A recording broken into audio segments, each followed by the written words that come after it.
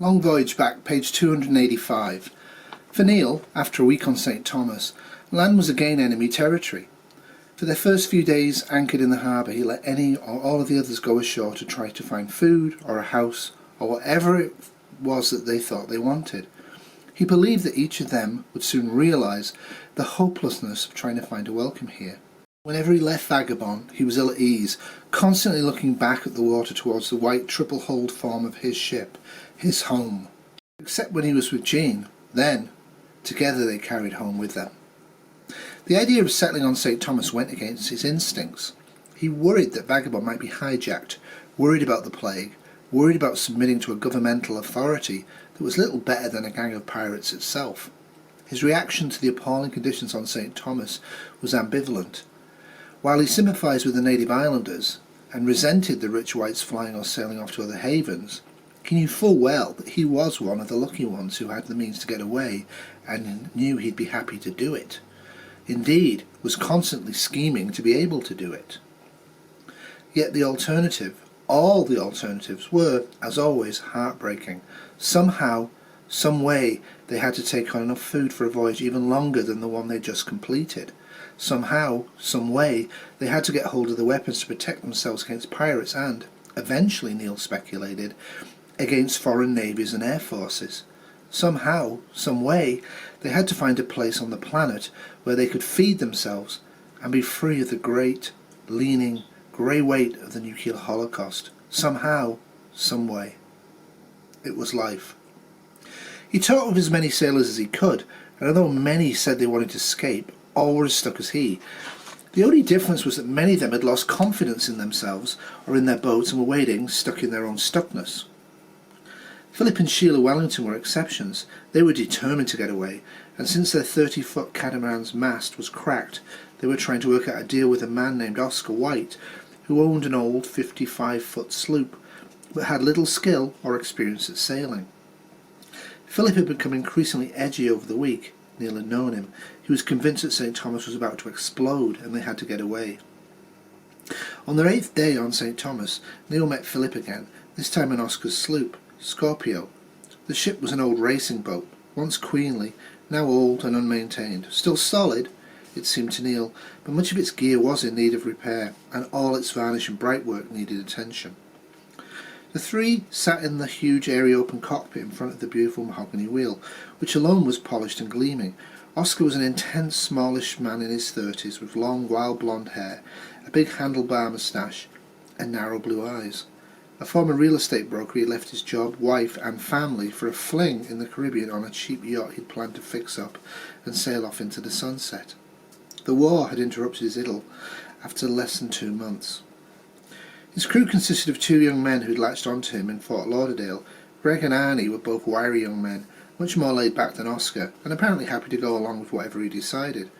They were also friends of Jim, Lisa and Katya, and there were usually 2 or 3 young women aboard Scorpio, but none of them showed up for the conference, nor did Greg and Arnie, content to remain fishing off Scorpio's stern. Philip and Oscar sat on one side of the cockpit and Neil on the other, each of them holding a tall glass of water, as they once would have held gin and tonics. "It's no use, Neil," Philip said. "There's no non-violent way to do it. Believe me, I've tried." Neil stared gloomily at his glass.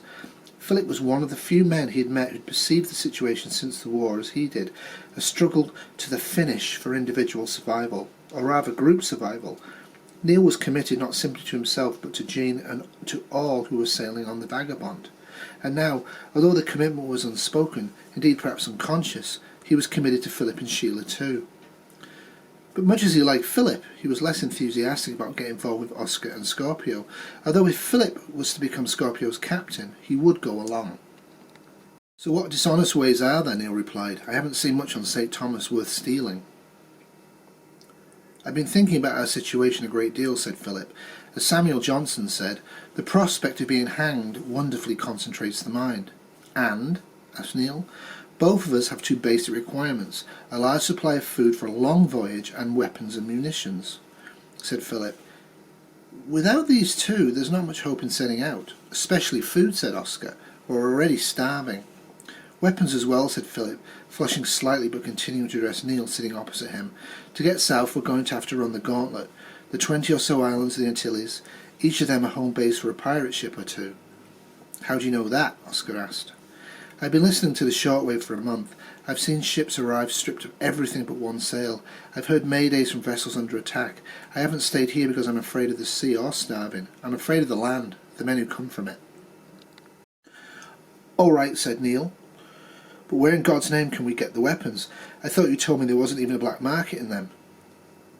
We get weapons, old boy, said Philip, brightening, as if at last they had come to what he'd wanted to talk about. From the pirates. Neil examined Philip's glowing face. How?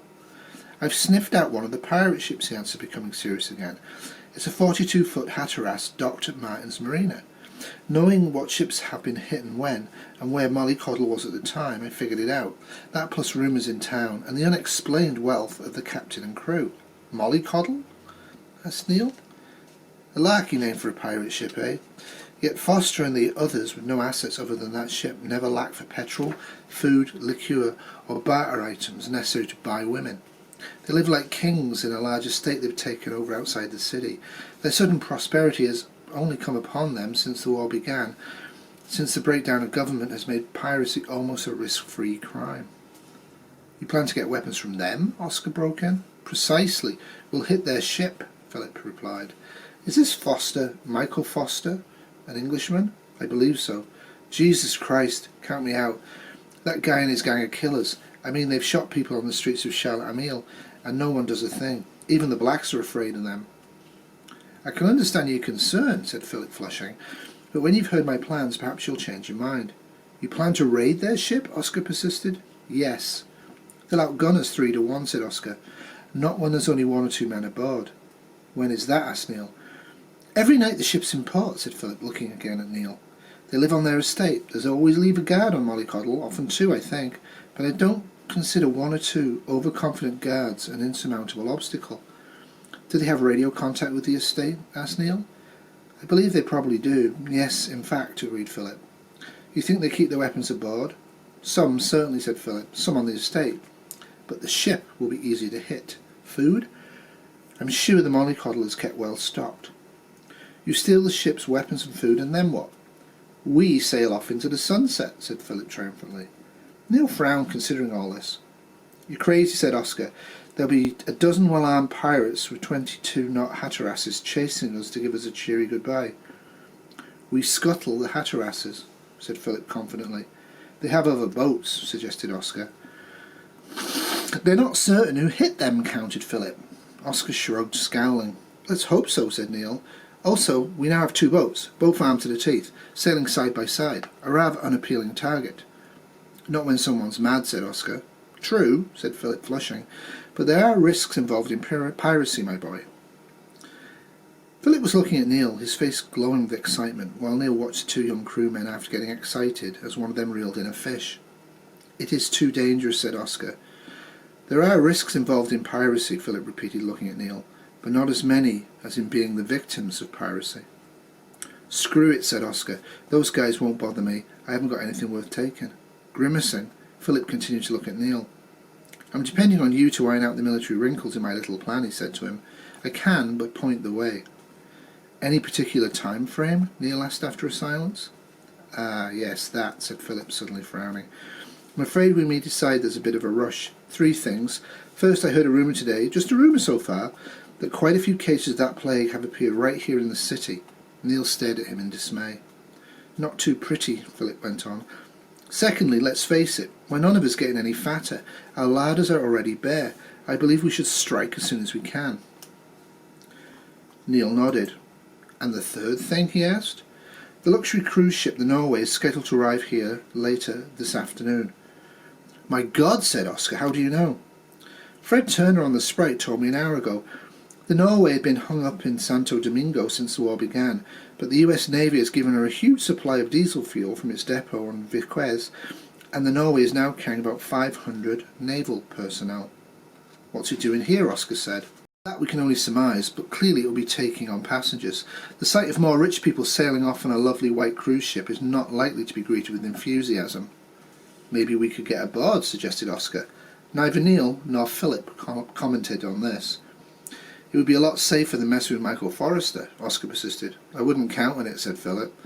Well, all I know is that if it's a choice of starving or tangling with pirates, I'll choose starving, said Oscar, standing up. I understand, Oscar, said Philip.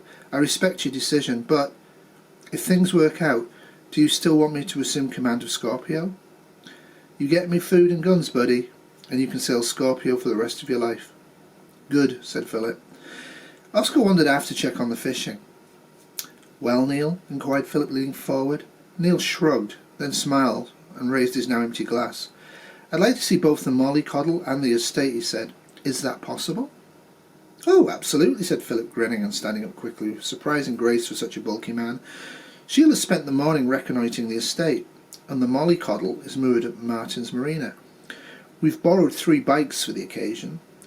Philip was grinning triumphantly. Rather sure of yourself, weren't you? You're a sailor, Neil. This hunk of filth called St. Thomas could no more hold you down than a cinder block could hold Vagabond at anchor. You think I'll drag you out to sea, do you? Asked Neil, smiling and standing up. Drag, old boy, said Philip, coming forward to clap Neil on the shoulder. No, sir, you will fly. From the sound of your plan, he said. I better.